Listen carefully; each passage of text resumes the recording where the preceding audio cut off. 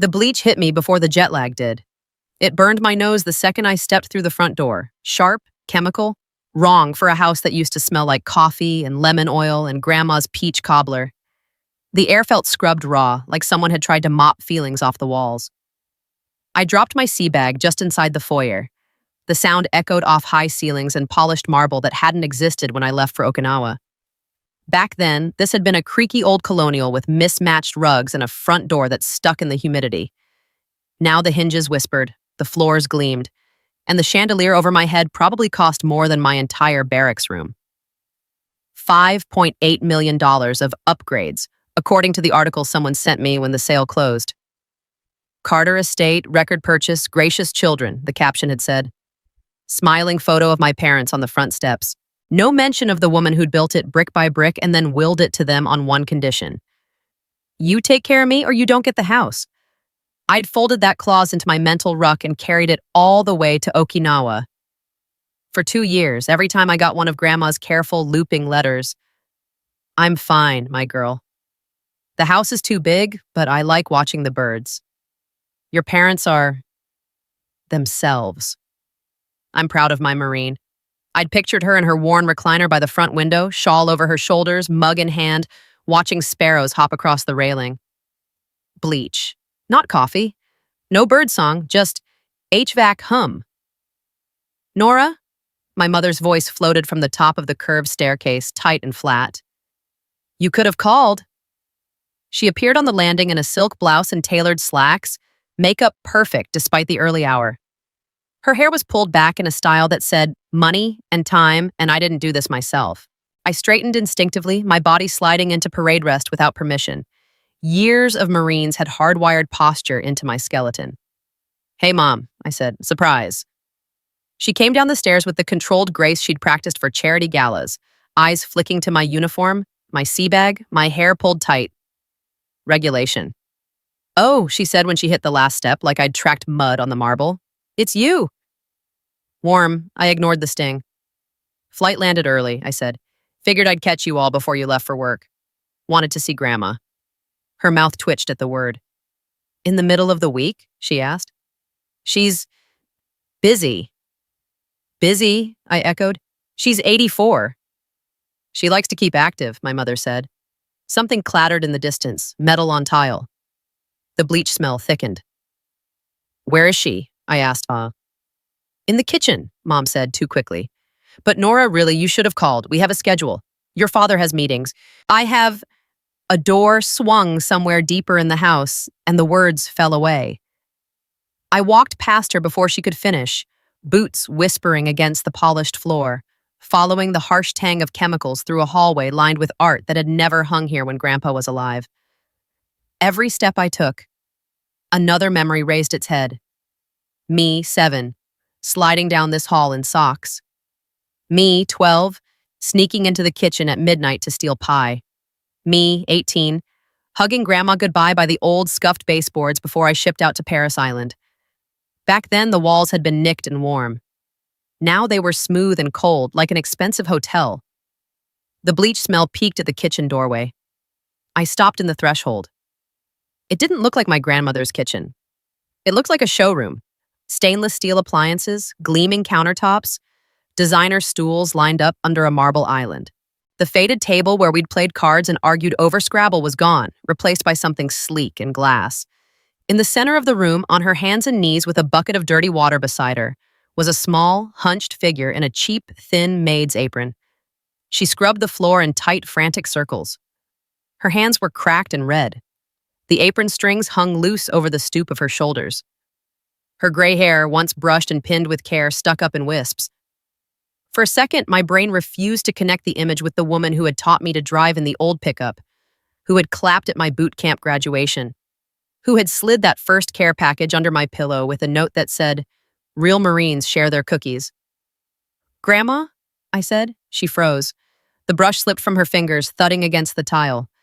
Slowly, slowly, she turned her head. Her eyes, once bright and sharp enough to catch every lie I tried as a teenager, were clouded and wide. A faint bruise bloomed along her cheekbone, yellowing around the edges like an old storm. "Nora?" I wanted to say. "It's me," Your girl. Your Marine. What came out was softer. Ma'am? She whispered. It felt like someone tore open my chest. It's Nora, I said. Nora Carter. Your granddaughter. She blinked. Confusion washed through her features, then settled into something worse, fear.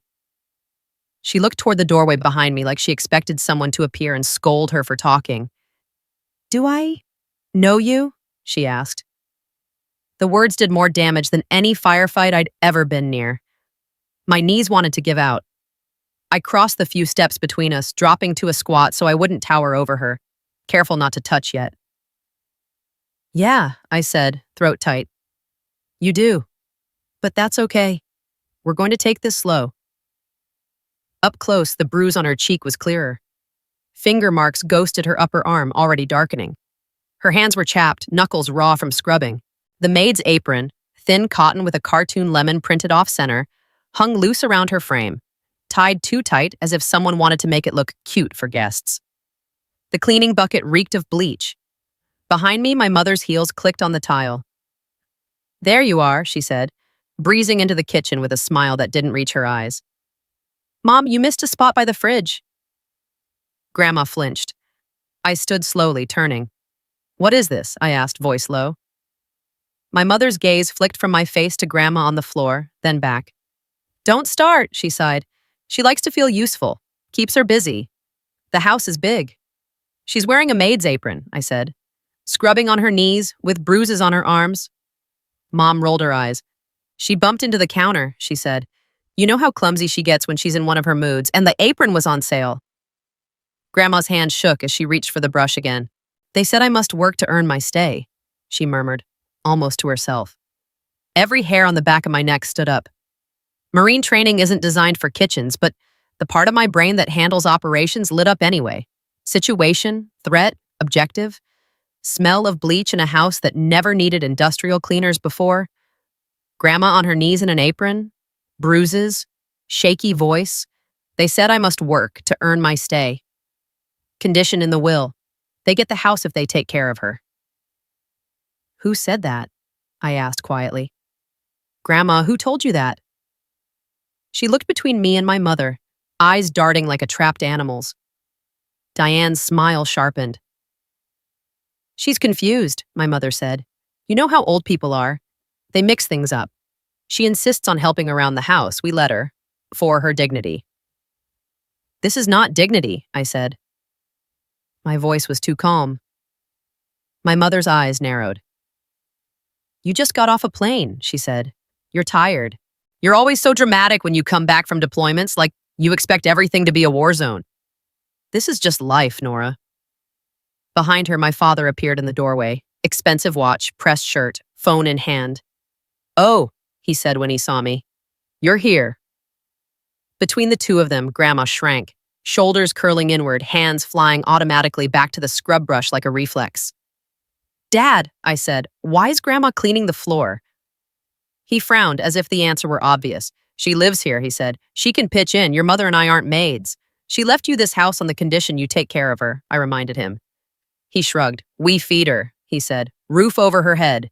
It's more than we got from our parents at that age. You Marines think everything is abuse. My fingers curled into fists so tight my nails bit my palms. If this had been a mission brief, I'd have already requested backup, air support, a cordon around the whole property. But this wasn't a foreign AO. It was my grandmother's kitchen, and the people hurting her were the ones whose DNA I shared. Grandma, I said, forcing my voice gentle again. Do you know who I am? She stared at me, brow furrowed, her eyes filled with tears. They told me you weren't coming home, she whispered, that you didn't care about old ladies, that the Marines took you away. My chest squeezed.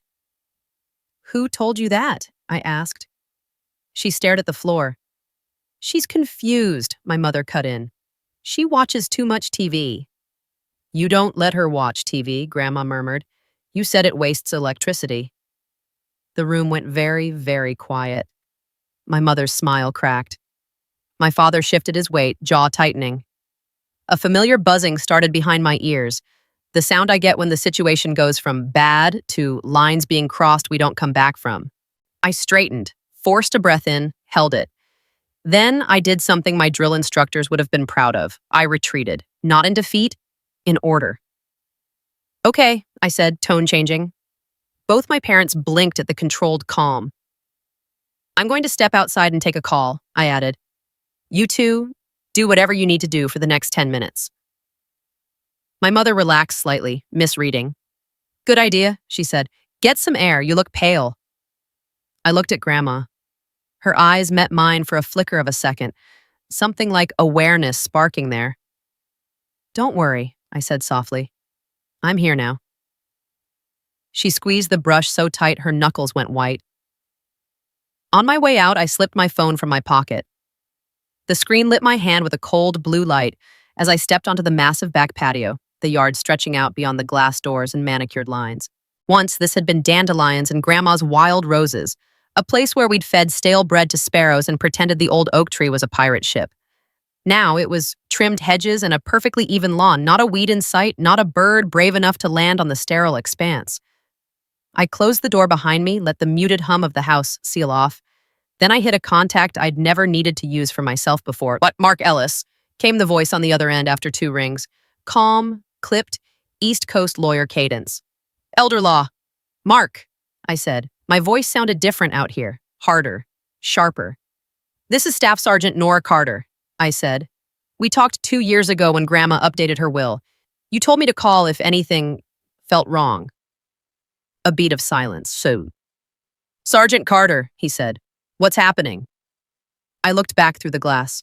Through the reflection, I could see the kitchen, my mother's stiff posture, my father's folded arms, the small, bent figure in the apron on the floor, the maid's apron, the bruises, the bleach.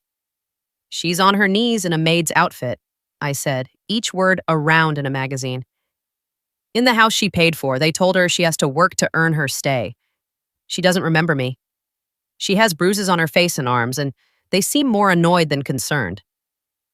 On the line, something in his tone shifted. Professional courtesy hardening into something else. All right, Mark said. Listen carefully. From this moment, you're not just a granddaughter. You're a first responder. Document everything. Audio, photos, dates, names. Do not confront them alone about abuse. We're going to treat this like what it is. My grip tightened on the phone. And what is it? I asked, though I already knew. Elder abuse, he said. Financial exploitation. Possible will condition violations, maybe worse. This won't be a family squabble, Staff Sergeant. This is a case. My gaze flicked to the upstairs window that had once been my bedroom. Behind it, somewhere, was a stripped little room my grandmother now slept in, while my parents enjoyed every corner of the house she'd entrusted to them. My anger didn't boil. It crystallized. Good, I said, the word coming out low and steady.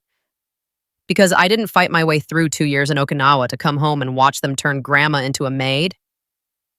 I stepped farther out into the yard, the Marine in me slotting into place around the granddaughter, creating a hard shell of purpose. Tell me what to do first, I said. He didn't hesitate. First, he replied, you start an evidence log. I glanced up at the empty eaves where sparrows used to nest, the house looming behind me like a polished prison. Grandma had always told me my strength wasn't just in my fists, it was in my head, in my stubborn heart. Today, I'd need all 3, but copy that, I said. Homecoming was over. This was a rescue mission now. I'd written hundreds of logs in my life, convoy manifests, ammo counts, incident reports in places where the air tasted like dust and cordite. Starting one on my own family felt worse than any firefight. I leaned against the cold stone column on the patio, phone pressed to my ear, eyes on the kitchen window while Mark walked me through the checklist. Open a note on your phone, he said. Title it something neutral. Dates, times, observations.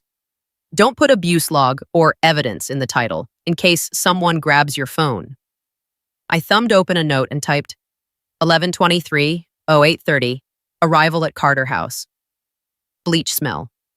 Grandma in maid apron, kneeling, scrubbing floor. Visible bruising, right cheekbone, upper arms. Statement. They said I must work to earn my stay. Got it, I said. Next, Mark said, turn on your recorder.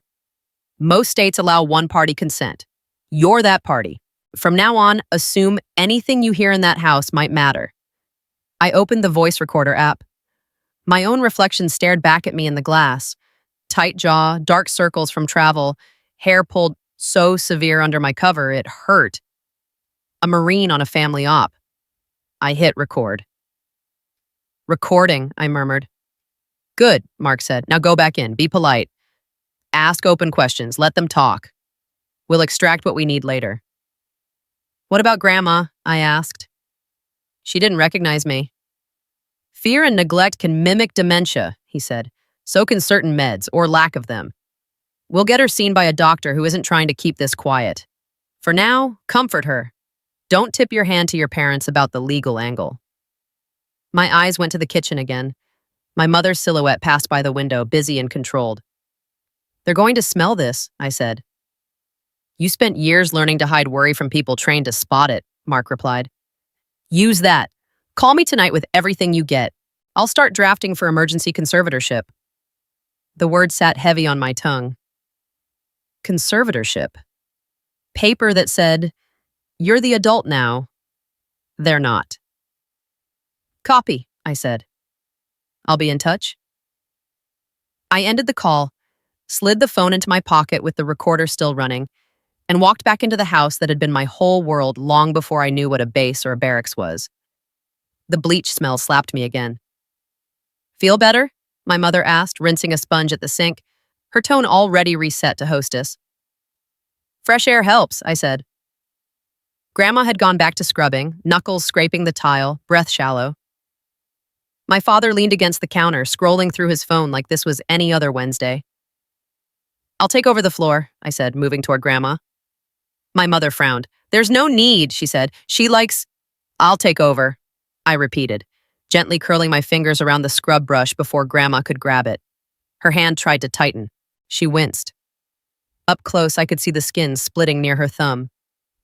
You're bleeding, I said softly. I must finish, she whispered. They said so. My mother laughed, high and brittle. For heaven's sake, Mom, don't be dramatic, she said. We said you could rest. You insisted. You always do this in front of people. Act like we're slave drivers. The recorder in my pocket hummed silently, catching every syllable. I set the brush aside, kept my voice mild. This is a big house, I said. When did you start doing the cleaning? Diane waved a hand. It's cheaper than a full-time maid, she said. And she hates strangers touching her things. You know how she is. She gets confused, my father added. We give her little tasks. She feels useful. Useful, I repeated. Grandma shifted on her knees. They said if I sit too much, I'll get lazy, she murmured. Lazy people get sent away. That went into the log too, etched across my brain. I helped her to her feet, ignoring my mother's tiny sigh of annoyance. Let's sit for a minute, I said, steering Grandma toward a chair. Her fingers gripped mine like a lifeline. Her skin was thinner than I remembered, bones sharper under my palm, but the warmth was familiar. Nora, she whispered, so soft I almost missed it. My heart stuttered. I'm here, I said quickly. Yeah, it's me. She squinted at my face, searching. You cut your hair, she said, like a soldier. Marine, remember? I said. A flicker of pride crossed her features, just for a heartbeat. My girl, she breathed. Then it vanished, her expression collapsing back into wariness as she glanced at my parents. My mother clapped her hands once as if to clear the air. This is all very sentimental, she said. But we do have a schedule. The home health care nurse comes at 10. Your father has a call. I have donors to check on. If you're staying, please don't disrupt her routine. Her routine. Scrubbing floors, missing meds, being told her granddaughter didn't care. Where's her room now? I asked. Diane stiffened. She prefers to be near the kitchen, she said. Less stairs. She has always hated sleeping near the noise, I said. Age changes people, my father cut in. So does fear, I said. His jaw twitched. I filed the reaction away. Show me, I said. Mom hesitated, then turned toward the back stairs. Fine, she said, but don't... Make a thing of it. She gets agitated when you fuss. I followed her through a door that used to open on a pantry and now hid a narrow staircase. The temperature dropped as we went down, the air shifting from scrubbed faux luxury to basement damp. At the bottom, a short hallway stretched toward the back of the house. The walls here were unfinished, pipes exposed. A single bare bulb burned overhead, buzzing faintly. At the end of the hall, a door. No nameplate, no wreath. Just a stick-on label from some forgotten move. Storage. My mother opened it. The room was barely bigger than my barracks bed space. Single metal frame cot, thin mattress, no headboard, a small dresser with 2 drawers half open. No photos. No books. No TV. A plastic chair sat in the corner next to a space heater that looked like it had been pulled from a discount bin 3 winters ago. It smelled like dust and detergent and that stale air you get in places where people sit in silence more than they speak. She doesn't need much, Diane said, gesturing vaguely. Just somewhere to sleep. She spends most of her time upstairs. I stepped in and ran my hand along the bare wall, feeling the faint grit of unpainted drywall under my fingers. Where's her recliner? I asked. The one by the front window. Donated, my mother said. It didn't match the new decor. I stared at the stripped cot. How's that clause in the will go again? I asked, keeping my tone light. My mother's back stiffened. You don't need to quote legal paperwork at me, she said. We honored our end. She lives here. We feed her. We keep a roof over her head. That's more than most children do. That's the bare minimum, I said. The condition was dignified care.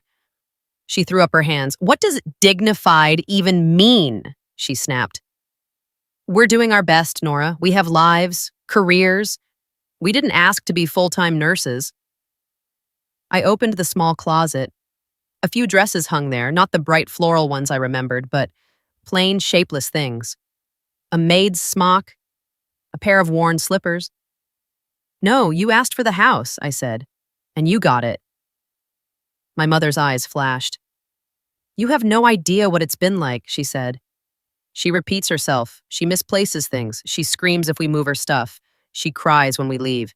You get to be the hero who flies in from Okinawa and judges us for being tired. She was right about one thing. I hadn't been here. That guilt sat heavy in my gut, a familiar ache I'd learned to live with. But guilt doesn't erase bruises. When she cries, what do? I asked. She looked away. She's overdramatic, she muttered. Do you shout? I pressed. Grab her? Tell her to work to earn her keep? It's not like that, she said. You're twisting everything. I'm repeating what I heard 5 minutes ago, I said. We stared at each other in the dim light. She was the one who broke first. We were trapped, she said, voice cracking. The will felt like handcuffs. This giant house, all these expectations. She always loved you more. Always said you were her Marine, like we were, what, strangers? We gave our whole lives to this family and she gave you the pedestal. Jealousy, fear, resentment, the unholy trinity.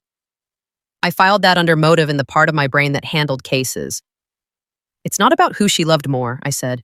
It's about who loves her enough not to turn her into staff in her own home. My phone buzzed in my pocket, a calendar reminder picking the worst possible moment. I ignored it. Upstairs, a door closed. Voices floated down. A delivery guy maybe, or the nurse my mother had mentioned. You should rest, Diane said abruptly. You look exhausted. There's a guest room ready. We'll talk more later when you're reasonable. She left, heels clicking up the stairs. I stood alone in the little room, the bare bulb humming overhead. For a second, I could almost see Grandma here.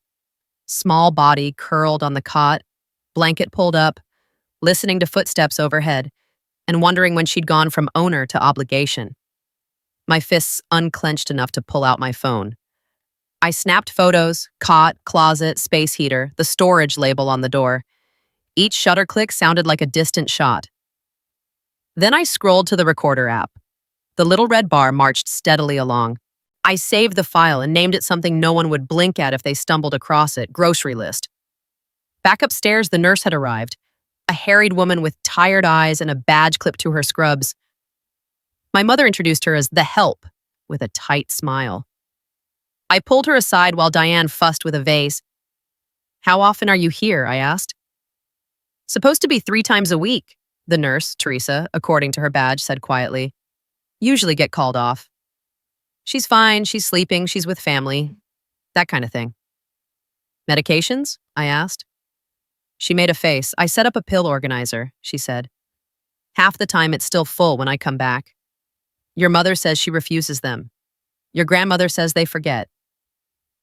I chart it. That's all I can do. Have you documented concerns? I asked. Her gaze sharpened.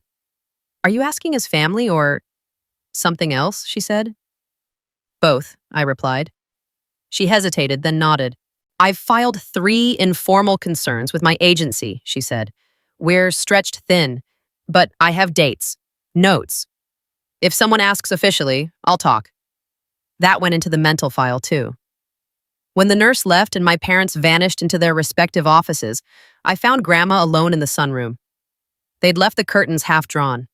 Dust motes floated in the slanting light. Her old houseplants, once thriving, leaves glossy and green, drooped in dry soil. She sat in a chair that wasn't her recliner, apron still on, hands folded in her lap. I sat beside her, close enough that our knees brushed. Hey, I said softly. Lot of people in and out today, huh? She turned her head, movement slow, like they cost energy she wasn't used to spending anymore. Nora? She asked again, testing the name like it might vanish. Yes, ma'am, I said. Back from Okinawa, like I promised. She searched my face. You said you'd send pictures of the sea, she murmured. I never saw them. I swallowed. I did, I said. Someone must have mixed up the mail. Or hidden it. They said you were too busy, she went on. Said Marines don't have time for old ladies. Said you forgot us. Her voice shook on the last word. Anger flared hot behind my ribs.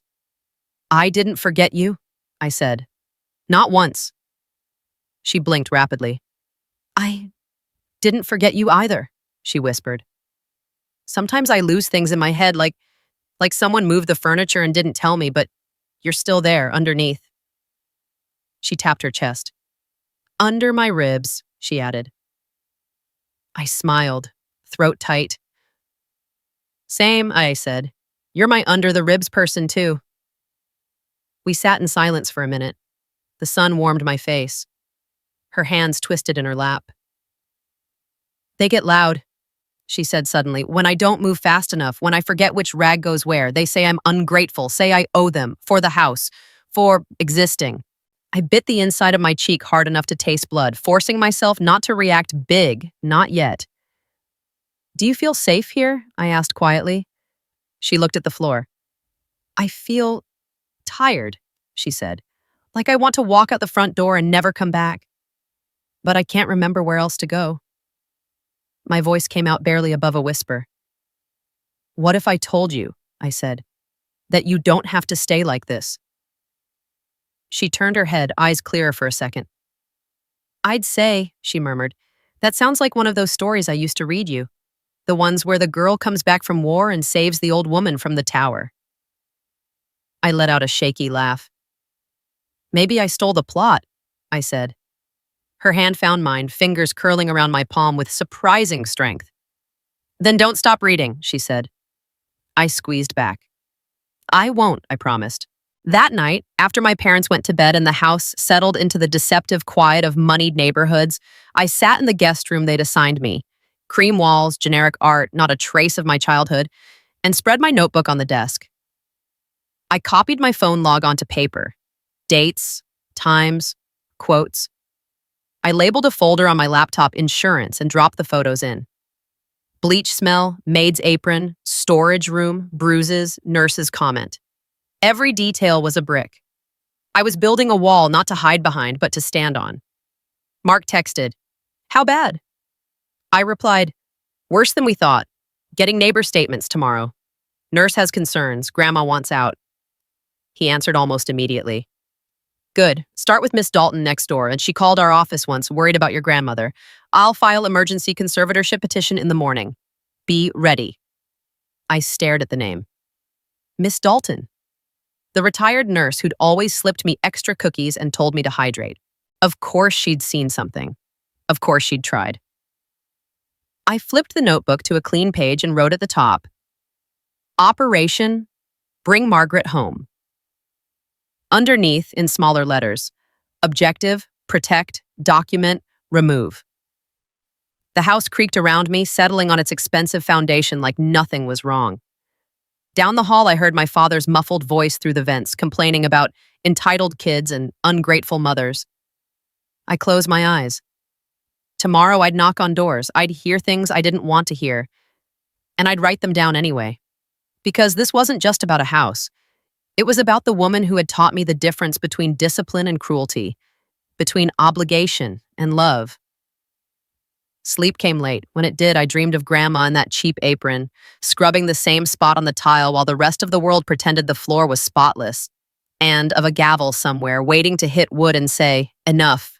In the morning, I would find the people who'd watched the tower from the outside and heard her whisper through the walls, help me.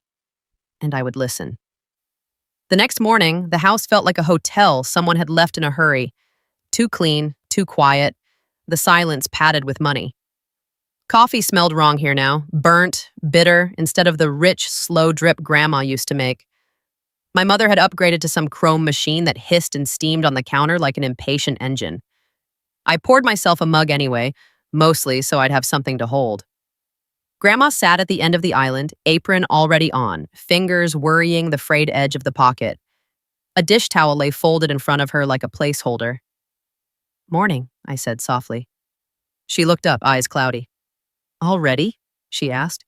I thought it was still dark. You get to stay in your chair a while today, I said. Doctor's orders. Her brow furrowed. Which doctor? She whispered. The one who sees me or the ones who only see the chart?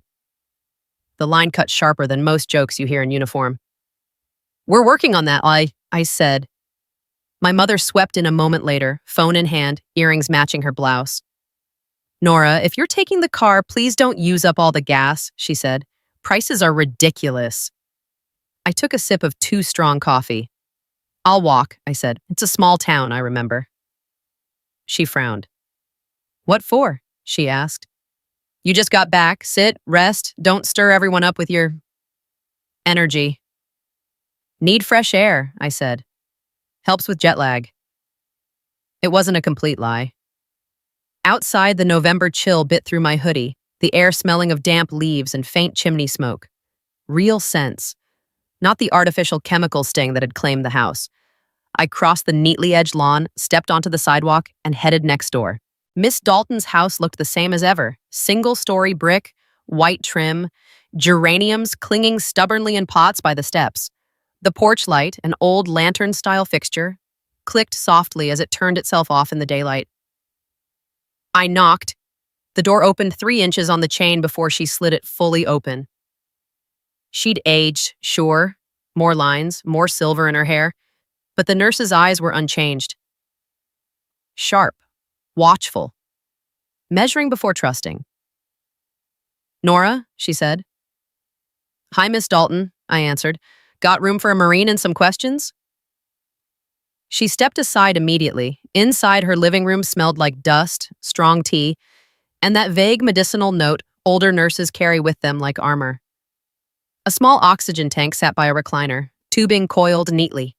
Photos lined the mantel, kids, grandkids, one of Grandma and Miss Dalton at some long-ago church picnic, paper plates in hand. Back from Okinawa, she said, ushering me toward the couch. I've been praying you'd come home. Prayers answered, I said, though I'm guessing not the way any of us pictured. She poured tea into a chipped mug, pushed it toward me. I saw the uniform in the driveway, she said.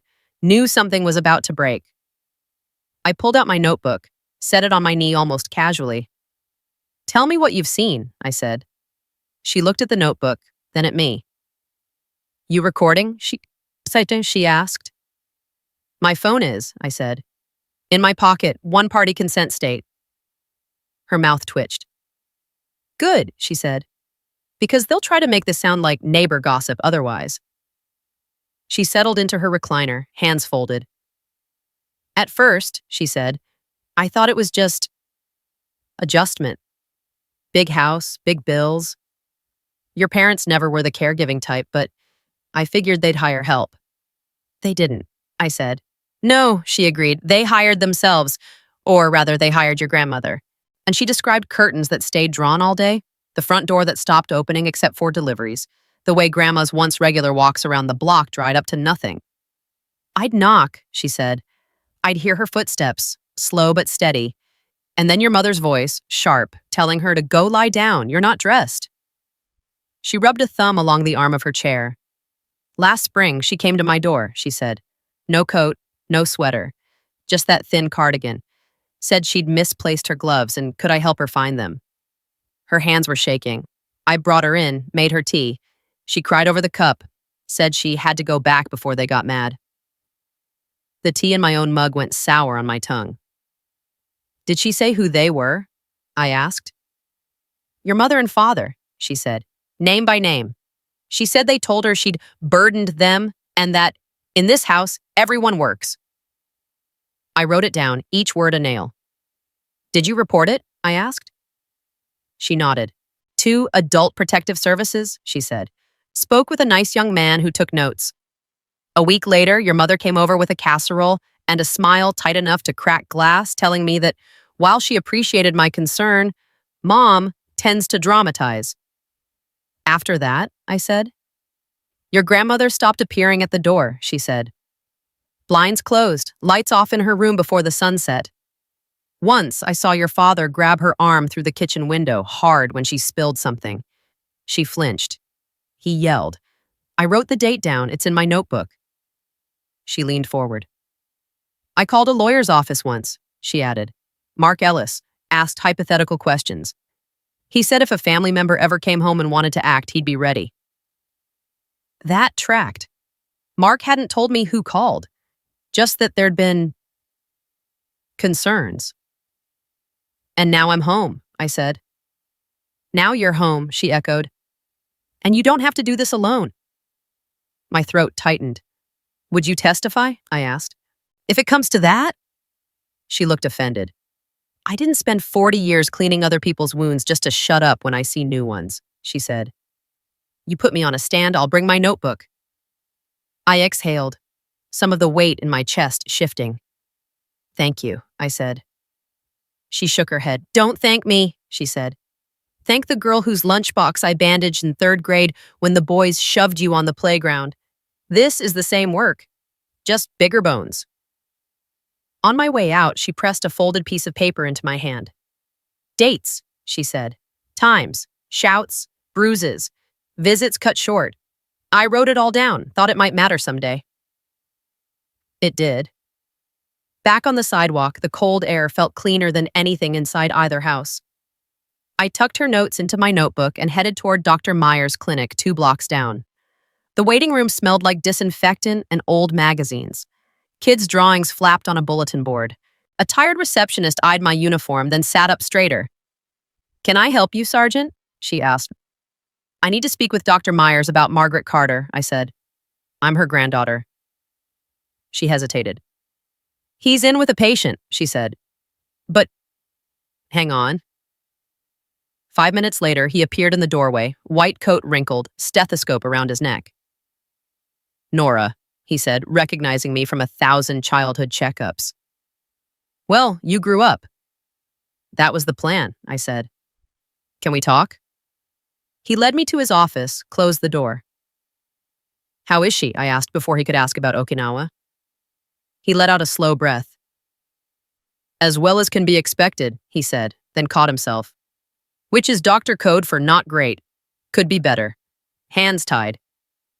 Hands tied how? I pressed. He leaned back, eyes tired. I haven't seen her in 6 months, he said. She missed 3 appointments in a row. Each time your mother called, said she was too tired, too confused, didn't feel like going out. I insisted, but you can't drag patients in. You can document, I said. He nodded. I did, he said. In the chart. I also sent a letter recommending a cognitive workup and physical therapy. No response. When I called, your father said they were managing it at home, and that your grandmother got agitated whenever we mentioned tests. He rubbed his temples. When she did come in before that, he went on, she was forgetful, yes, but oriented. Knew the date, the president, your deployment. She'd brag about you. Her main complaints were loneliness and feeling useless. Wrong problems, wrong solutions. Did she ever mention being made to work? I asked. His jaw tightened. Once, he said. She joked about earning her keep with a mop. I asked what she meant. Your mother laughed, said she liked to keep busy. Your grandmother went quiet. Bruises? I asked. Some, he said. Arms, mostly. Your father said she bumped into doorways. She agreed. I noted it. Suggested a home safety evaluation. Don't know if they ever followed through. He looked at me over steepled fingers. Why are you asking? He said, though his eyes said he already knew. Because I walked into her kitchen yesterday and found her on her knees in a maid's apron, I said. Scrubbing tile. Telling me she has to work to earn her stay. His face hardened in a way I rarely saw in physicians. That's not managing at home, he said. That's exploitation. Will you put that in writing? I asked. He nodded. I'll print the chart, he said. Missed appointments, non-compliance, not hers, theirs. My recommendations. I'll add a summary of my concerns. You can give it to whoever's handling this. Mark Ellis, I said. Elder law. He exhaled. Good, he said. He scares people who need scaring. So do you, apparently. And back at the house, my parents were in the sunroom with a real estate agent of all people, gesturing at the hedges like they were burdens. Could add a pool, the agent was saying. Increase resale value significantly. We're not selling, my mother said automatically, but her eyes betrayed calculation. Clause in the will, my father added. We have to keep it while... He stopped when he saw me. While what? I asked. Private conversation, he snapped. Nothing in this house is private anymore, I said.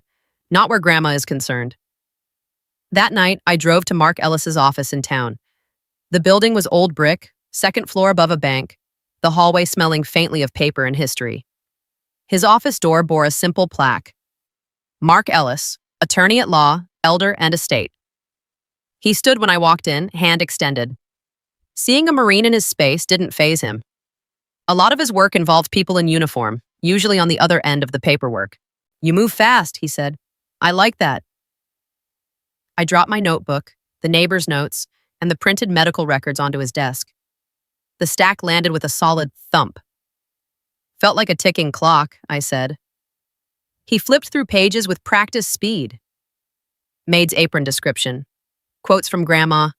Missed appointments. Nurse notes. Miss Dalton's observations. The storage room photos.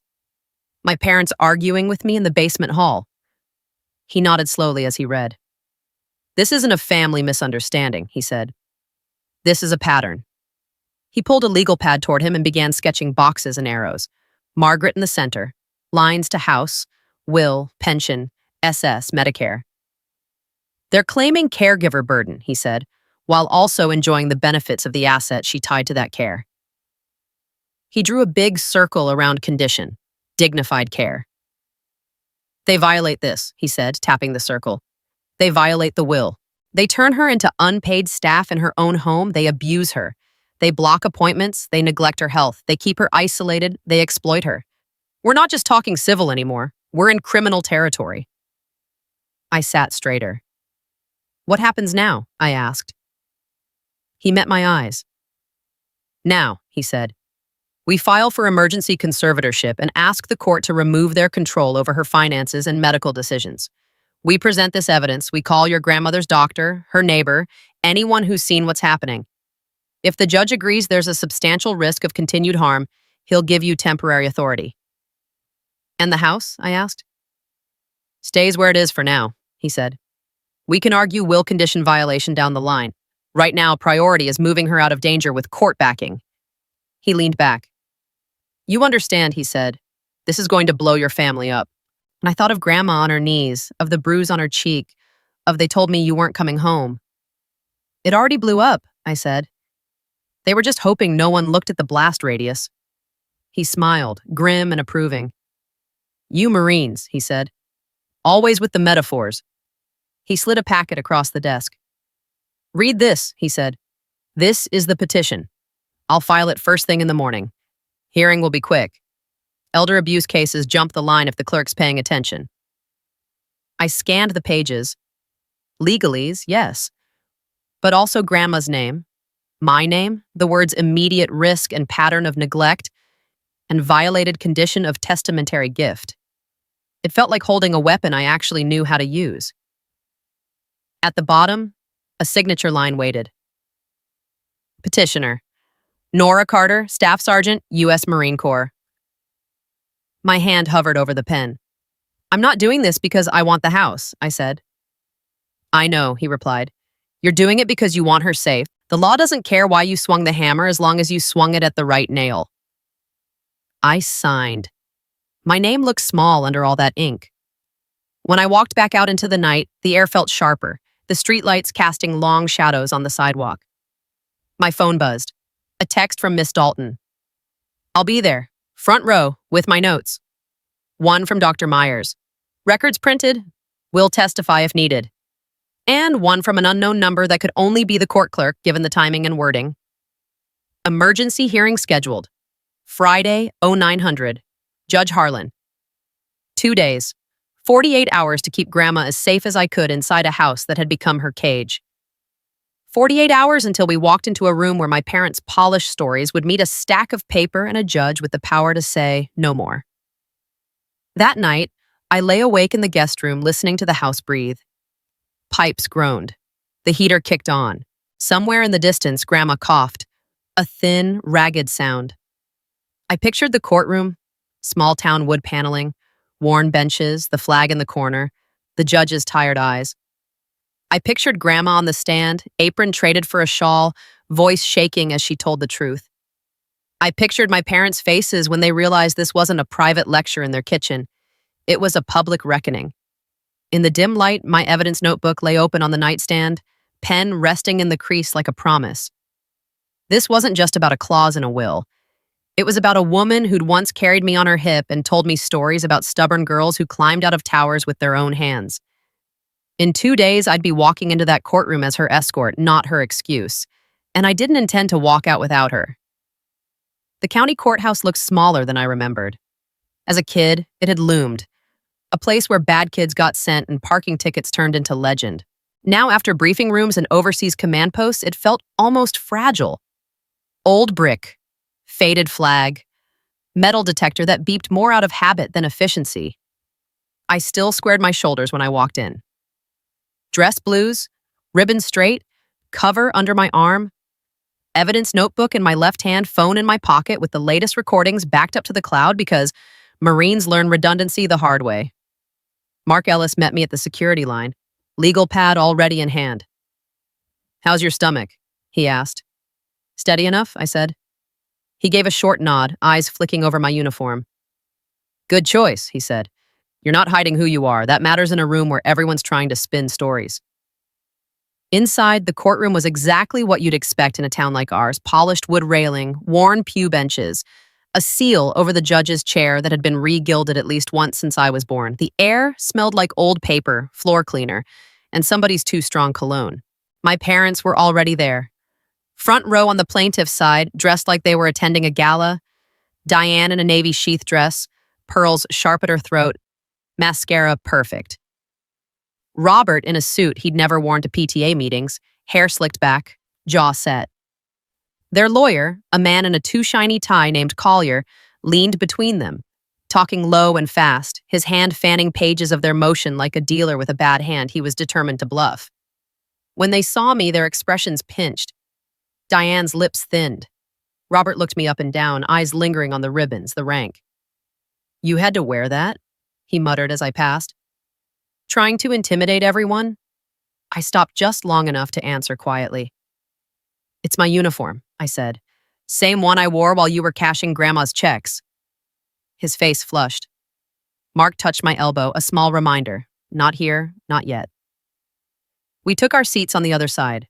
Behind us, the pews filled slowly. Neighbors, old co-workers, a couple of faces from church. Miss Dalton slid into the second row, notebook clutched in her capable hands. Dr. Myers took a spot near the aisle, folder on his lap. The air hummed with small-town curiosity.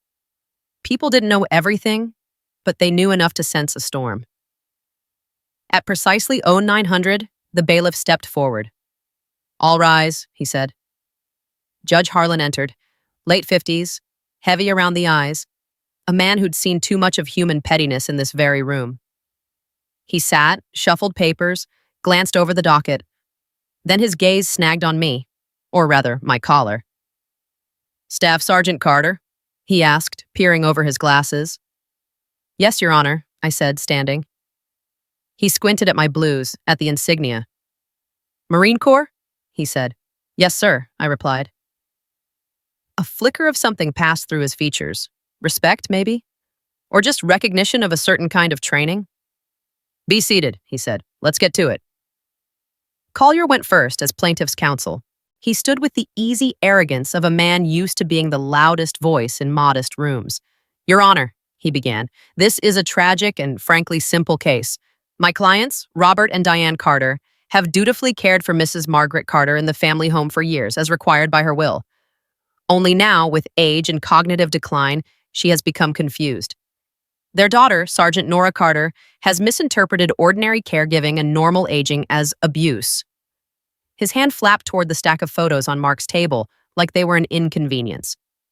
"She is overreacting," he said, "perhaps due to her military background. Everything looks like a battle. But there is no war here, Your Honor. Just a family doing their best under difficult circumstances." He let that sit, then gave a well-practiced sigh.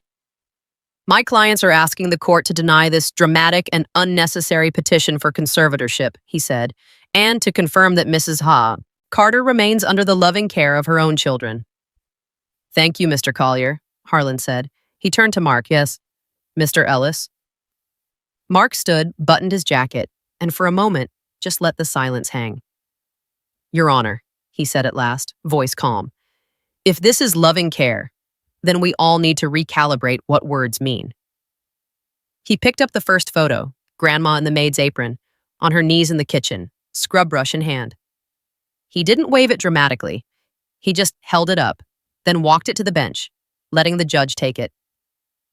"This is Mrs. Margaret Carter," he said, 84, former business owner, widowed, the woman who built the house my clients currently enjoy.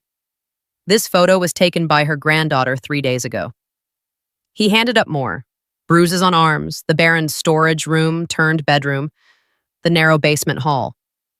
"Here's where she sleeps now," he said.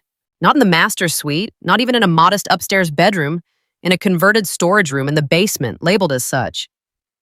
He didn't look at my parents, but everyone else did. "And here," he added, "are medical records showing missed appointments, blocked referrals, and documented concerns from her physician and home nurse." He returned to our table, fingers resting lightly on my evidence notebook. "This is not confusion," he said. "This is a pattern of isolation, of neglect, of forcing a woman who once owned the home to scrub its floors in a maid's apron while being told she must work to earn her stay." He nodded toward me. "You'll hear from Staff Sergeant Carter," he said. "You'll hear from Mrs. Carter's doctor. You'll hear from the neighbor who watched her bang on the door for help, and you will, if the good Lord is kind, hear from Mrs. Carter herself." He met the judge's gaze. "We're not here to embarrass anyone," he finished.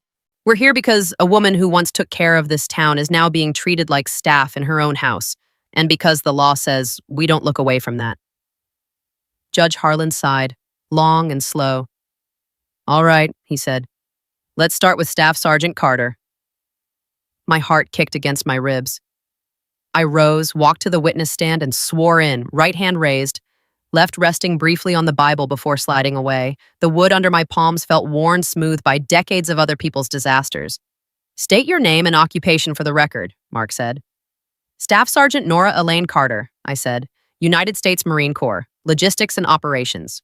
He nodded. "How long were you stationed in Okinawa prior to returning home last week?" he asked.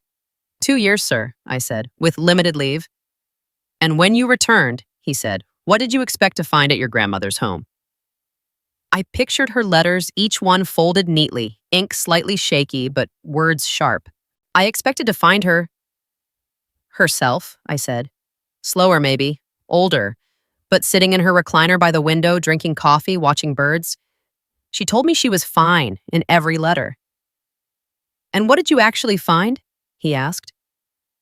The house smelled like bleach, I said. My mother met me at the door and acted like I'd dropped in uninvited. When I went to the kitchen, I found my grandmother on her knees in a cheap maid's apron, scrubbing the floor. I swallowed. She had bruises on her arms and cheek, I continued. Her hands were cracked from scrubbing. When I said my name, she didn't recognize me at first. Then she whispered, "Do I know you?" A murmur rolled through the room. Collier shifted, his jaw tight. What did she tell you? Mark asked. She said, I answered, they said I must work to earn my stay. And who is they? He asked. My parents, I said. Diane and Robert Carter. I glanced at them. My mother was pale. My father's fists were clenched on his knees. Objection, Collier said. Speculation about who they are. Sustained as to assumption, Harlan said. Stick to what she actually said, Sergeant. Yes, Your Honor, Mark said. What else did your grandmother tell you? She told me they said I wasn't coming home, I said. That Marines don't have time for old ladies, that I forgot her. My voice wobbled just once. I let it. It was the truth. Did you? Mark asked softly. No, sir, I said. I wrote. I sent photos. I called when I could. She said she didn't get them. He nodded, then gestured to the photos already in evidence. Say, did you see where your grandmother sleeps now? He asked. Yes, I said. In the basement, in a room labeled storage. It has a cot, a space heater, a chair, and a small dresser. No photos, no TV, no window she can see out of. How does that compare to how she used to live? He asked. Upstairs, I said. Second floor, window over the garden.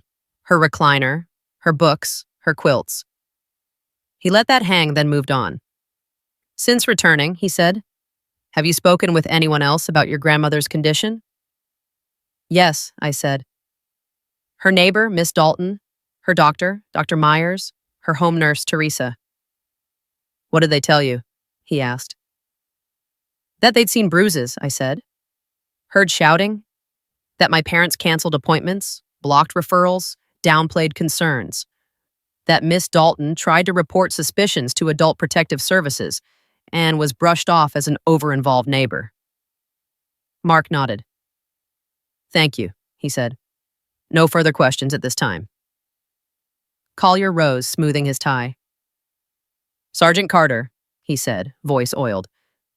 You've been away, 2 years? Yes, I said. So your knowledge of your grandmother's day-to-day care is limited, he said. I relied on letters and calls, I replied. And you admit she's sometimes confused now, he pressed. Doesn't always know the day or recognize people immediately. Yes, I said. Trauma and fear can do that. He smiled thinly.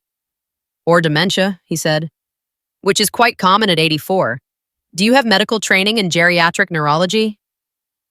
I'm a corpsman by cross-training and combat lifesaver qualified, I said. But no, sir. I am not a geriatric neurologist. So you're interpreting normal aging as abuse, he said. No, sir, I answered. I'm interpreting bruises, isolation, missed medical appointments, and being forced to do physical labor in a maid's apron as abuse. Soft titters from the back benches. Harlan's mouth twitched. Collier frowned. And you're a Marine, he said. Used to seeing threats. Enemies? Don't you think your mindset could be coloring how you view this? I met his gaze. In Okinawa, I said, we were taught that when you see someone vulnerable getting hurt, you don't spend a lot of time worrying about whether you're overreacting. You act. Then you sort it out. If I'm wrong, the worst thing that happens is an awkward family dinner. If I'm right and I did nothing, my grandmother keeps sleeping in a storage room thinking she has to earn the right to exist. A low hum of agreement rolled through the room. No further questions, Collier muttered, sitting. Mark called Dr. Myers next. He spoke quietly but clearly, walking the judge through missed appointments, His concerns about blocked referrals, the note he'd made when Grandma joked about earning her keep with a mop. Then Miss Dalton took the stand. She brought her notebook. She described banging on the door, seeing my father grab Grandma's arm through the window, hearing her whisper, "Help me," on the porch. Each date and time slid into the record like a stone in a wall. The judge grew quieter, the lines around his mouth deepening. Finally, Mark closed his folder. "Your Honor," he said, "we'd like to call Mrs. Margaret Carter." John, for a heartbeat, the room went completely still. It hit me then that I hadn't actually seen her since that first day in the apron. My parents had kept her in the house the last 48 hours. Too tired to come out, confused whenever I tried to talk privately. I held my breath. The courtroom door opened. There she was. Not in the maid's apron, in a simple dress and a soft shawl. Her favorite, pale blue, the one I'd seen 100 times on winter mornings. Her hair was combed. Her cheeks held a hint of color. Her eyes were clearer than I'd seen them in months. On her arm, steady as a cane, was Miss Dalton, her other hand resting lightly over Grandma's. The bailiff stepped forward, offering his arm. Grandma patted Miss Dalton's fingers, then took the bailiff's, letting him lead her slowly up the aisle. The room watched, silent. I rose without meaning to. "Sit," Mark murmured, hand on my sleeve. "This is her moment." She reached the stand. The bailiff held out the Bible. "Do you swear to tell the truth? The whole truth and nothing but the truth, so help you God?" he asked. She looked at the book, then at him. "At my age, lying just wastes time," she said. "So yes." Soft laughter rippled through the benches. Judge Harlan's mouth twitched again, but his eyes were bright. "Mrs. Carter," he said gently, "do you know why you're here today?" She settled into the chair, shawl tucked around her shoulders. "My granddaughter came home from the other side of the world," she said. "Saw something she didn't like in my house, and decided to make noisy about it." "And what did she see?" he asked. She looked over at me. "My girl," she said softly. "In uniform, in my kitchen, staring at an old woman on her knees with a bucket." She turned back to the judge. "She saw me working like the maid in a house I paid for," she said. "She saw me sleep in the basement with the boxes while my son and his wife slept where I used to read my books." "Can you tell me how that happened?" Harlan asked. She sighed. "I got old," she said. My hands started dropping plates. The steps got steeper. I sold the hardware stores, put the money in the house, made sure there'd be something when I couldn't lift lumber anymore. Her fingers traced the edge of the witness stand. "I wrote a will," she went on. "Said the house goes to my children if they keep me there with dignity. Roof, food, doctor, love. Simple things." Her eyes hardened. "Somewhere along the way," she said, "they decided dignity meant I should be grateful for being allowed to sleep in my own basement and scrub my own floors." Diane let out a strangled sound. "Mom, that's not—" "Mrs. Carter," the judge cut in. "Do you feel safe living under your children's care as it is now?" She looked down at her hands, then up at me, then at him. "No," she said. The single syllable hit harder than any speech. "Why not?" Harlan asked.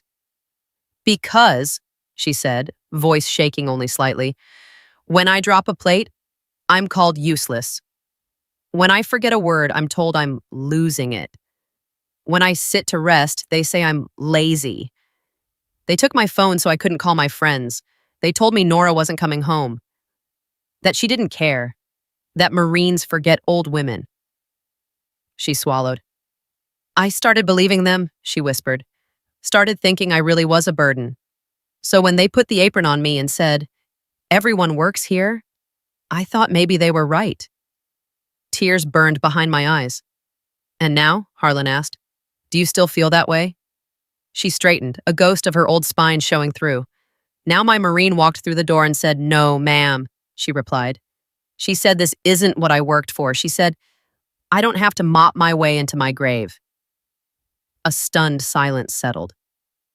"Mrs. Carter," Mark said gently, "who do you want making decisions about your care going forward? Your son and daughter-in-law? Or Nora?" She didn't hesitate. "Nora," she said. "Staff Sergeant Nora Carter. She knows what a mission is. She finishes things. My parents flinched like she'd slapped them. Mom, Diane choked out. You sacrificed my recliner to Goodwill, Grandma snapped, the old fire flaring. You sacrificed my doctor appointment so you could make brunch. You sacrificed my phone so you wouldn't have to listen to me cry. You did not sacrifice for me, Diane. You sacrificed me. The words landed like a gavel before the judge even picked up his. Mr. Collier, Harlan said quietly, do you have any questions for Mrs. Carter? Collier looked rattled. He fumbled with his papers, then shook his head. No, Your Honor, he said. No questions.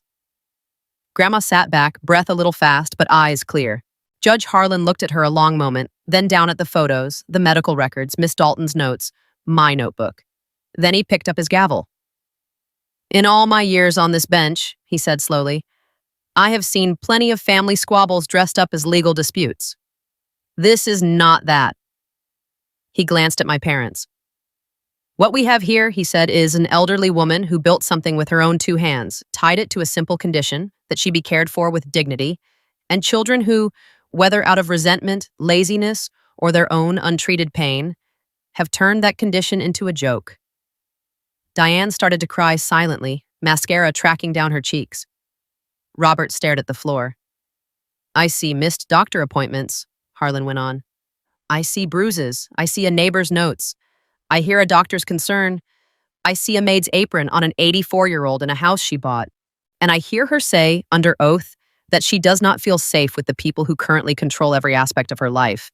He set the papers down. The law is clear, he said. My duty is not to spare anyone embarrassment. It is to protect those who cannot easily protect themselves. He raised the gavel. Effective immediately, he said. The court grants emergency conservatorship over Margaret Carter's person and estate to her granddaughter, Staff Sergeant Nora Carter. Robert and Diane Carter are barred from unsupervised contact until further review. An investigation into potential criminal elder abuse and financial exploitation is hereby referred to the district attorney's office. The gavel came down with a crack that echoed through the room. Mrs. Carter, he added, voice softer, you will not scrub another floor in that house unless you're doing it because you spilled your own tea and feel like cleaning it up. Understood? Grandma smiled. A small, fierce thing. Understood, Your Honor, she said. Court is in recess, he said. Staff Sergeant Mr. Ellis, get her somewhere safe. People stood, the benches creaking.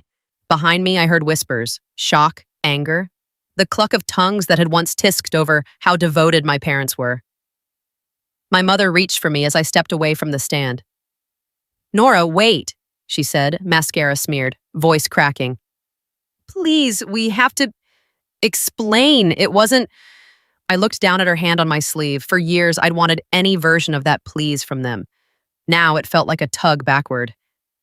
I'm taking Grandma home, I said. You'll talk to Mark, to your lawyer, to the DA, and to your own consciences. It wasn't abuse, my father rasped. We were overwhelmed. We were jealous. We're human. So is she, I said. You just forgot? I stepped past them.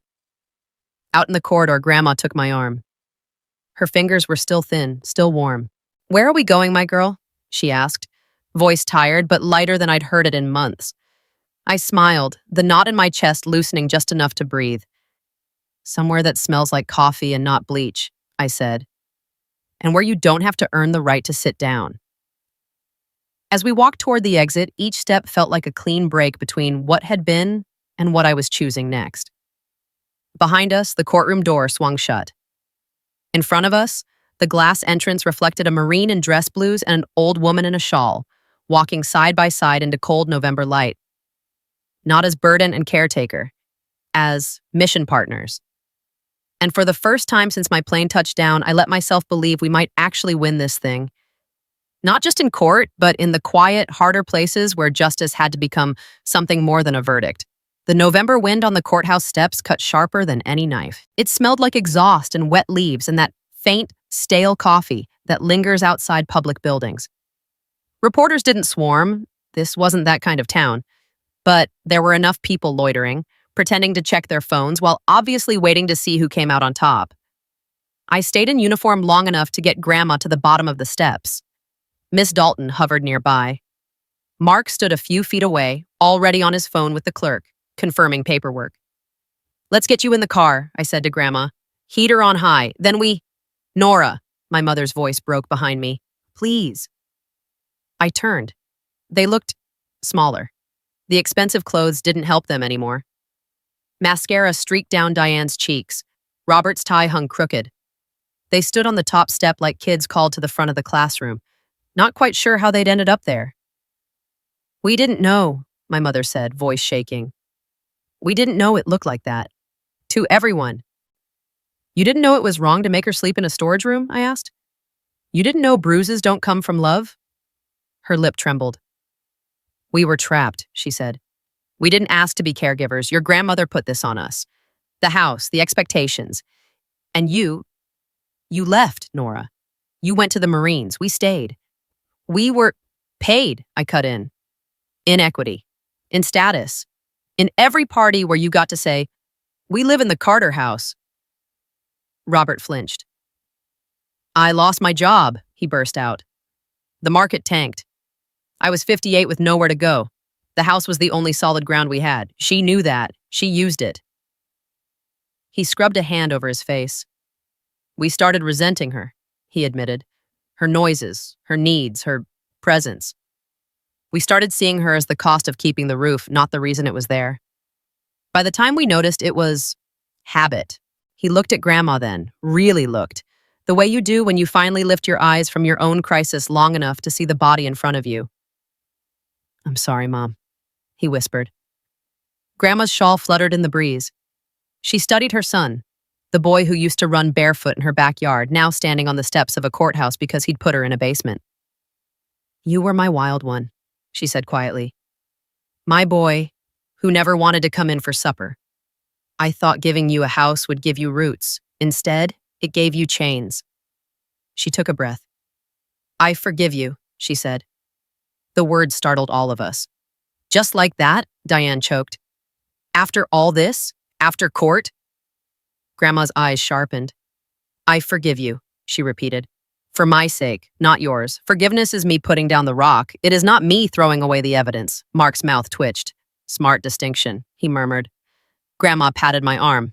"I don't want to die mad," she told me, voice low. "Anger is heavy. I'm too old to carry it every day. But forgiveness doesn't mean you hand the knife back." Diane covered her mouth. "We didn't know how to ask for help," she said. "We were ashamed. Everyone thought we were saints taking her in. We couldn't admit we were drowning.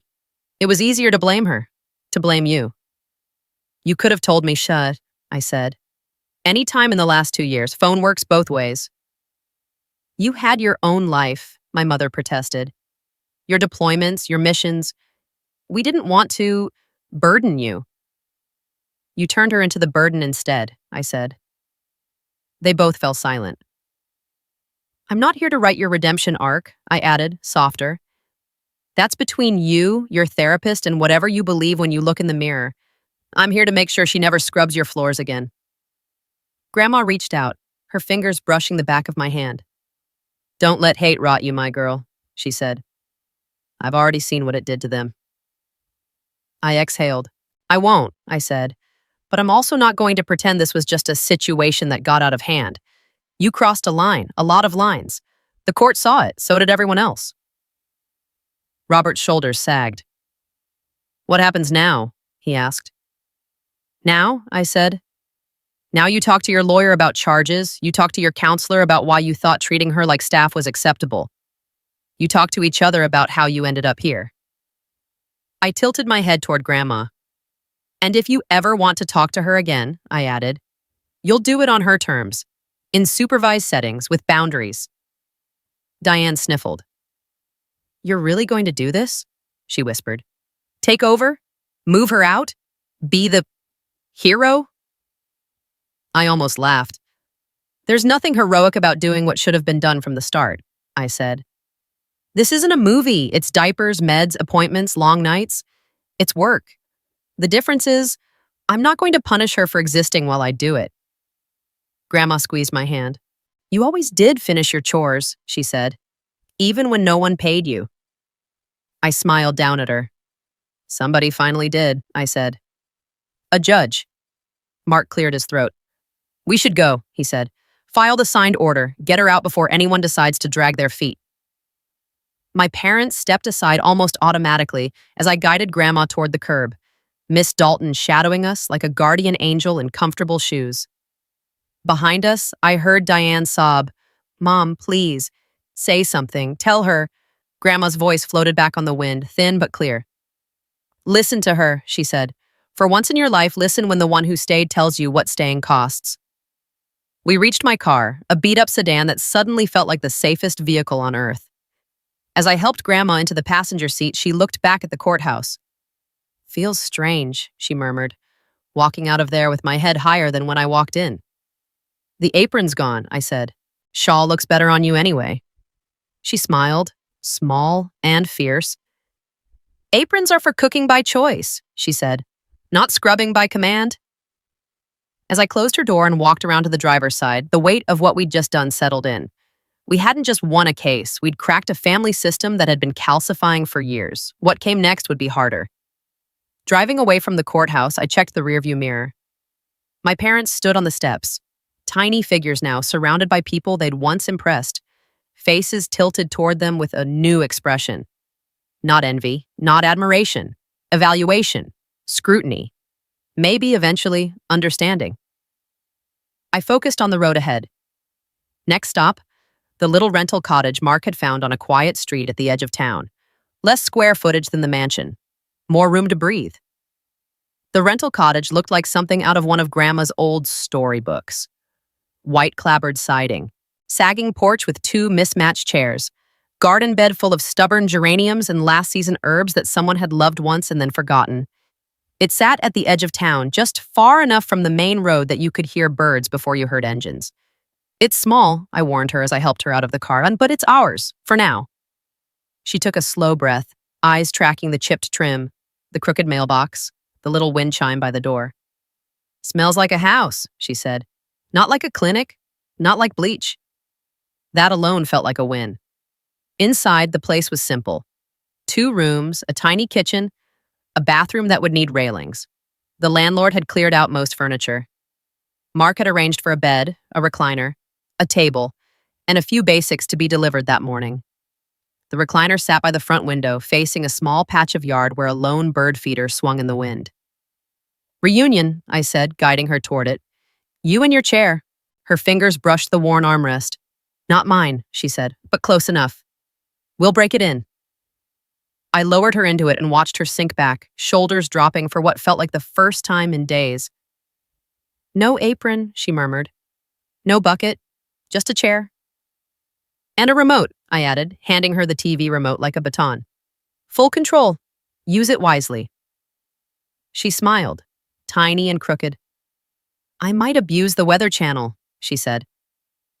I spent the rest of the day moving like I was back in the Corps, but this time my battlefield was a tiny cottage, unpacking the duffel Mark had brought with some of her clothes, arranging her meds in a new pill organizer, sticking a list of emergency numbers to the fridge. Every task went into my notebook, too. Contact info for her new home health nurse, the court order copy taped to the inside of a cabinet, the schedule for her first full medical workup at Dr. Myers's recommended specialist. By evening, the cottage smelled like tomato soup and grilled cheese instead of bleach. Grandma dozed in the recliner with a blanket over her knees, the TV on low. The next morning, I drove her to the neurologist. The specialist's office was bright and modern, all soft chairs and neutral art and quietly humming machines. The doctor, a woman in her 50s with kind eyes and a no-nonsense voice, shook Grandma's hand, then mine. I've read Dr. Myers' notes, she said, and the court order. Let's see what's grandma and what's trauma, They ran tests, memory recall, orientation, drawing a clock, naming objects. Some things slipped through Grandma's fingers, dates, occasionally names, but others landed firm. My deployment, the names of her 3 hardware stores, the way Grandpa had proposed in the rain outside the old movie theater. After an hour, the doctor turned to me. Good news, she said. This is not advanced dementia. There's some mild cognitive impairment, yes. That's normal at 84, but what I'm seeing, this is mostly anxiety, depression, and chronic stress. Her brain's been living in fight or flight too long. Relief hit me so hard I had to grip the chair. So, with safety and routine, I began. She can improve, the doctor finished. We'll adjust her meds, get her into gentle therapy, encourage social contact. You may be surprised how much clears once she isn't waiting for the next shout. Grandma sniffed. I told them being miserable wasn't a diagnosis, she muttered. The doctor smiled. Your grandmother has a feisty prefrontal cortex, she said. That's good. On the drive back, we watched the town roll by, church, diner, hardware store with a new name on the sign, but the same old windows. Did you hear her? I asked. About your brain. I heard, she said. Means I'm not crazy, just tired. Tired is allowed, I said. Crazy is for them. Back at the cottage, we settled into a rhythm over the next few days. Mornings, meds, breakfast, a short walk to the mailbox and back if the weather cooperated. Afternoons, crosswords, phone calls to old friends she'd lost touch with. One home health visit where the nurse actually stayed and listened instead of treating her like a chore. Evenings, soup, mystery shows, her hand occasionally finding mine during tense scenes like it used to when I was a kid. My phone buzzed constantly, updates from Mark about the DA's initial inquiry, a stern email from my CO reminding me to send status updates so my extended leave didn't become AWOL, a handful of texts from people back on base offering anything you need, Staff Sergeant. On day 4 in the cottage, Mark called. Your parents have requested a supervised visit, he said. Court approved 1 hour. My office or the cottage, your choice. Part of me wanted to say no. Let the court orders stand and nothing more. Grandma, listening from her chair, then lifted a hand. Let them come, she said. I want to see if they can look me in the eye now. So they came. Not in designer clothes this time. Jeans, sweaters, faces washed clean of performance makeup. They arrived holding grocery bags like peace offerings, canned soup, fruit, a small orchid in a plastic pot. Stay by the window, I told Grandma quietly. You don't have to move. She nodded, shawl wrapped tight. I opened the door and blocked the threshold for a beat. No yelling, I said. No defensiveness. No minimizing. You're here to see her, not rewrite history. They nodded, chastened. When they stepped into the cottage, their eyes darted around, taking in the smallness, the uncluttered counters, the recliner by the window. Grandma watched them approach, hands steady on the chair arms. You brought me a plant, she said, eyeing the orchid. You used to bring me bills. Diane winced. We thought you'd like flowers, she said. Something pretty? Pretty is overrated, Grandma replied. Useful is better. Got any coffee? Robert set the bags on the counter, looking bewildered. I'll make some, he said, moving toward the coffee pot like a man entering unfamiliar territory. I let him. Diane perched on the edge of the other chair, hands twisting in her lap. We're sorry, she started. For all of it. For more than we even understand yet. Grandma raised an eyebrow. You're going to have to be more specific, she said. For the basement, Diane said. For the apron. For the words. For making you think Nora abandoned you. For turning you into our punishment instead of our mother. The words sounded like they'd been dragged over broken glass on the way out. Grandma considered. I spent a lot of time in that storage room, she said. Plenty of hours to think about what I'd say if I got a day like this. She glanced at me, then back at them. I'm going to make this simple, she said. You don't get to call what you did caregiving. You don't get to call it overwhelm without also calling it what it was. Cruel, neglectful, lazy, and you don't get to fix it with a grocery bag and a plant. Diane's eyes filled. We know, she whispered. Do you? Grandma asked. Or do you just know you got caught? Silence stretched. In it, a sparrow landed on the feeder outside. Tiny body puffed against the cold, head cocked. Robert poured coffee with shaking hands, brought cups over, set one carefully on the table beside Grandma. No more apron, he blurted. I burned it. After court. She snorted. Should have burned it before, she said. He nodded, shame heavy on his face. I didn't know how to be a son and a father and a man who wasn't angry all the time, he said. I let that be your problem instead. I'm trying to make it mine now. Grandma looked at him a long moment. Good, she said, because I'm busy. I have crosswords to finish. A tremor of tentative laughter went through the room. Diane wiped her face. And Nora? She asked, looking at me. Can we talk sometime? About anything? Not about the case, about you, about who you are now. Old me would have said yes immediately. Today me took a breath. Maybe, I said. When your therapist can sit in a room with us and call a flag, when you start trying to repaint it. She nodded quickly. I'm going, she said. We both are. The VA counselor, a group. It's ugly. But we're going. Good, I said. Keep going. Don't just collect it like another charity event on your calendar. An hour passed. They told Grandma they'd bring groceries next week and ask before rearranging anything. She told them she'd think about letting them plant herbs in the spring if they proved they could water them without complaining. When they left, the cottage felt lighter, not heavier. Grandma leaned back, eyes on the bird feeder. That took years off my shoulders, she said. Mine too, I admitted. You going to let them back in? She asked. Not like before, I said. But maybe in careful inches, if they keep choosing better. She nodded. Good, she said. You break the cycle when you stop the harm. You keep it broken when you don't let bitterness do their job for them. Outside, another sparrow joined the first. Two small bodies, side by side, sharing the same simple food. I watched them and thought of base mess halls, of shared MREs under miserable skies, of the way survival and community had always been built out of little, stubborn acts. This cottage was small, but it felt like the start of something that could actually grow.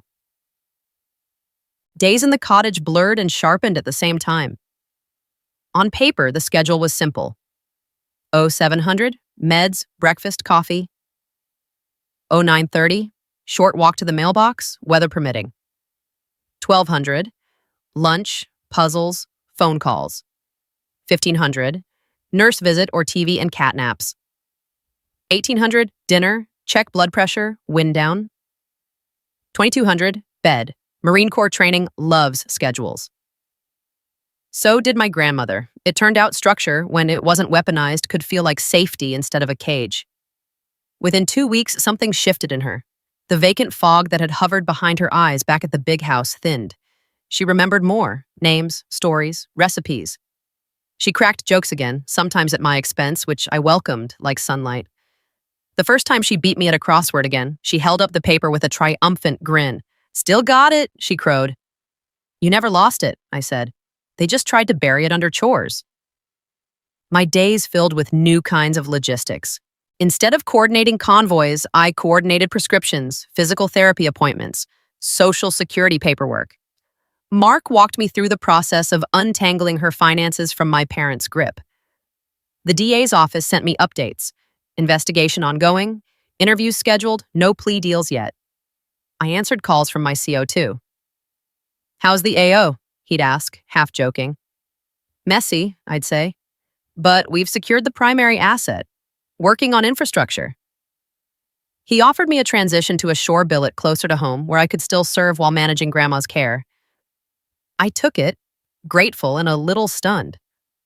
10 years ago, I would have believed leaving the front line made me weak. Now it just felt like a different flank. One afternoon, I found Grandma on the porch, shawl wrapped around her shoulders, watching the bird feeder. 2 sparrows, a chickadee, a stubborn squirrel trying his luck. You used to count them, I said, settling into the chair beside her. Still do, she replied. Trouble is, they don't hold still. Birds have bad OPSEC, I said. She chuckled. We sat in comfortable silence for a while. I ever tell you about my mother? She asked suddenly. I frowned. Not really, I admitted. I always figured if you wanted to, you would. She believed in two tools, Grandma said, the wooden spoon and the silent treatment. I learned early that love came with bruises and long, cold breakfasts. She adjusted the shawl. When I had your father, I told myself I'd do better, she went on. And I did. A little. I hugged more. I hit less. But there was still hardness, expectations. I thought I'd already broken the cycle just because I yelled instead of worse. I listened, the hairs on my arms prickling. Then he had you, she said. And I watched him repeat a softer version of the same thing. Pressure, withholding, criticizing instead of comforting. Called it discipline. She sighed. I didn't stop him, she admitted. Not enough. I'd take you for weekends, try to patch the holes, but I didn't stand in the doorway and say, no more. I told myself it wasn't my place. She turned her head, eyes clear and steady on me. You did what I didn't, she said. You stood in the doorway. You said no more. To him. To them. To the way we've all been passing pain down like a family recipe. My throat tightened. I didn't feel brave, I said. I felt furious and scared and tired of watching the people who should have protected us rewrite everything as just how it is. Brave is often just tired with a line, she said. A breeze ruffled the geranium leaves. I was worried, I admitted quietly, that in the process of fighting them, I'd turn into them, that I'd use the court, the law, my uniform like a weapon, that I'd start enjoying making them small. Did you? She asked. I thought of the courtroom gavel, the look on their faces when the judge ruled, of the satisfaction I'd felt, yes, but also the heaviness. No, I said. I enjoyed the moment the truth landed. I didn't enjoy their pain, it just felt necessary. For once. She nodded. That's the line, she said. Justice feels necessary. Vengeance feels fun. Be careful of fun. I laughed softly. Leave it to you to give me moral rose, I said. She smiled. That's my job, she replied. Yours is to enforce them when I'm gone. The words sat between us. She knew. I knew. We'd bought time, not immortality. I looked at her, at the fine lines on her face, the way her hands shook a little when she lifted her mug, the stubborn light in her eyes that no apron had managed to scrub away. You know you gave me more than this mission, I said. More than a house or a case. Oh, she prompted. You gave me proof that I wasn't crazy for wanting something different, I said. That wanting a family that didn't confuse control with care wasn't ingratitude. It was sanity. Her lips curved. Your strength, she said, echoing the line she'd used a dozen times when I came home from deployments, is that your heart fights and forgives. I looked down at my hands. Scar along my thumb from a training accident. Faint indent on my ring finger where I'd clenched a pen too long writing reports. I'm still working on the forgiving part, I admitted. She patted my knee. Forgiving isn't forgetting, she said. It's just not letting their bad choices be the only thing in the room. In the weeks that followed, my parents kept showing up under the court's eye. Sometimes at the cottage with groceries and awkward small talk. Sometimes at group therapy sessions, sitting in circles of metal chairs, learning to say words like abuse and resentment without flinching. Sometimes they left early, eyes red, pride dented. Sometimes they stayed, took notes, apologized again without expecting immediate repair. I didn't rush toward them. I also didn't slam the door. Boundaries, I learned, were like the rails we installed in Grandma's bathroom. Visible, firm, there to keep everyone from slipping back into old falls. One afternoon, my father knelt in the garden bed, hands in the soil, planting herb starters under Grandma's supervision. Not there, she barked. They need sun, and you, Robert, need to learn that basil is not a decorative plant. It has a job. He moved it. Didn't argue. Didn't call her dramatic. Just moved it and listened when she explained why. Watching them through the window, I felt something strange stir in my chest. Not forgiveness. Not yet.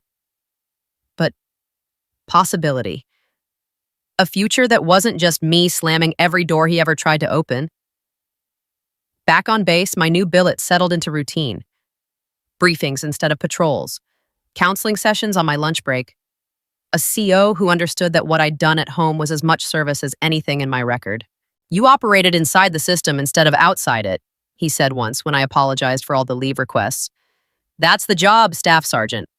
Overseas or in your own living room." On my days off, I drove back to the cottage, sat on the porch, watched sparrows, listened to Grandma tell the same story 3 times in a row sometimes, laughing a little each time like it was new. We didn't talk much about the big house anymore. The DA's office kept me updated. Plea negotiations, mandatory classes, restitution options. But those became background noise against the foreground of soup and crosswords and slow garden walks. One evening, months after the hearing, I sat alone on the porch after tucking Grandma into bed. The yard was quiet, except for the rustle of leaves and the faint murmur of a TV from a neighboring house. The bird feeder swung empty now, the winter cold having chased most of our visitors south. My evidence notebook sat on the small table beside me, corners softened from use. I flipped it open. First page, that initial entry. 11:23, 08:30, arrival. Bleach smell. Maid's apron. Bruises. Work to earn my stay. Last page, a note from that afternoon. Grandma planted basil with Dad, corrected his technique, called him stubborn but trainable. He laughed. No shouting. The distance between those lines was measured in more than days, in court orders, in therapy sessions, in late-night talks with my own counselor about anger and burnout and the way being the strong one doesn't mean you're made of stone. In learning how to fight hard enough to stop harm without letting the fight become my whole identity. The porch light buzzed softly overhead. Inside, I heard Grandma shift in her bed, then settle. I thought of the girl I'd been stepping off the plane from Okinawa, exhausted, hopeful, oblivious. I thought of the woman who'd called Mark Ellis from the backyard and voice steady as she said, "It's time for justice." Those women were the same person. But they weren't. I picked up my pen and wrote one last line at the bottom of the notebook. Justice protects. Love decides what happens next. Then I closed it. Inside, my uniform hung on the back of a chair, waiting for the next duty day. My boots sat by the door, scuffed but solid. On the kitchen counter, a mug waited for morning coffee in a house that smelled like nothing more dangerous than dust and spices. I looked out at the dark yard, at the faint line of sky visible between rooftops, and said a quiet thank you to the woman who'd raised me, to the core that had sharpened me, and to whatever stubborn part of myself had refused to accept that family and harm were synonyms. They weren't. Not anymore. Breaking the cycle hadn't meant burning everything down. It had meant pulling one person out of the fire, standing between her and the people holding the matches, and then, somehow, not becoming a flame myself. Grandma's words echoed in my head. Your strength is that your heart fights and forgives. I didn't know how far the forgiving would go, but I knew the fighting part now had a different shape. Not fists, not rage, just standing up, over and over, for the version of home where no one had to earn their right to sit down. I turned off the porch light, stepped inside the cottage, and closed the door gently behind me. Break the cycle, but don't become it.